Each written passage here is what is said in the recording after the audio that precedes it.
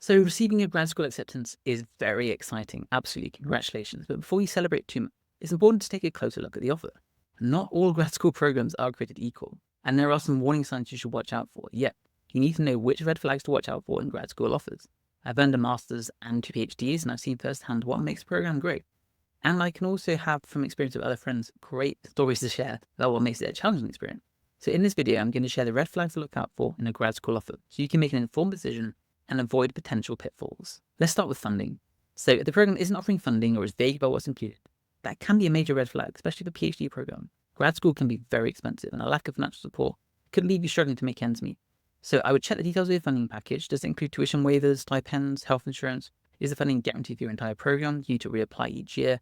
Know the ins and outs. You need to know this before you get too deep. You don't want to find that you've commenced a very exciting grad school program. In fact, you can't even afford to pay for it. So figure out what the funding situation is before you make an acceptance concrete. Now, if a program has a high dropout rate or students frequently take much longer than expected to graduate, that's worth investigating. What's going on here? This could indicate poor support systems, a toxic environment, or unrealistic expectations.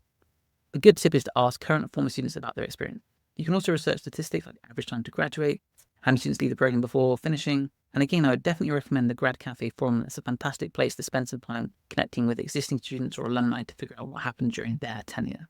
A program communicates with you during the admission process can say a lot about how they'll treat you as a student. If they're unresponsive, vague, or even dismissive when you ask questions, this might indicate deeper organizational issues. Not something you'd maybe think about, but this will definitely affect your experience.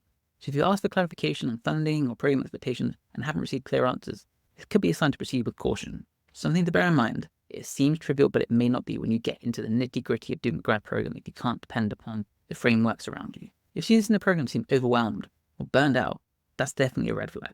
While grad school is demanding, there should still be a balance between work and life. Programs that expect students to work excessively without proper support may not be sustainable. There is no honor in working that way.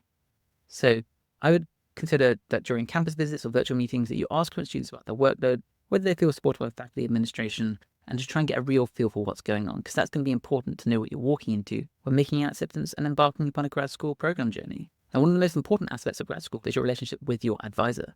If the program doesn't emphasize mentorship, or if potential advisors have reputations for being unavailable or even unsupportive, think twice before committing. Yes, there are some. You could think of soap operas, you could think of TV shows, you could think of films where there's an aloof or mysterious advisor or academic person, and it seems great, but do you really want to be involved with someone that you feel that you can't actually work with? Think long and hard about what you want your grad school experience to be like. What's the most important thing to you? Grad school should help you grow, whether through research, teaching, or professional development. The program doesn't offer opportunities to publish, present at conferences, or gain teaching experience.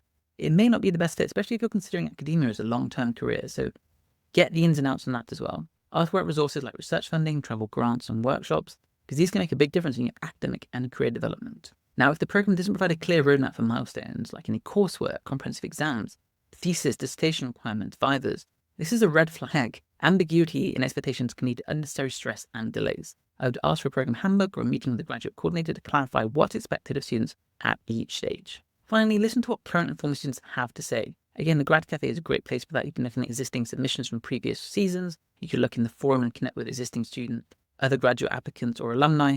But if they consistently mention issues like poor faculty support or toxic environments or a lack of opportunities, I would take those concerns very seriously. Think about what this could mean for you.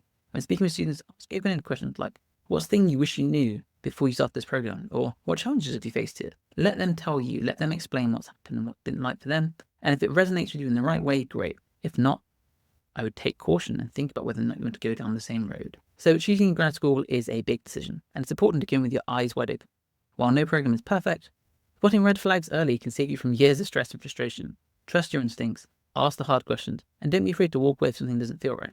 I've got a couple of friends that embarked upon PhDs and ended up leaving partway through because it wasn't the right fit for them. And it felt like a massive waste of their time, and it was very frustrating and disheartening. And if they could go back and show some of this advice, maybe it would have helped them avoid that. So I hope you found this video helpful. Feel free to check out our others for more advice on navigating the grad school application process. Of course, participate on the GradCafe, upload your own submission, take part in the forums, connect with other prospective students and other alumni to really feel like you've got someone to help you in this process.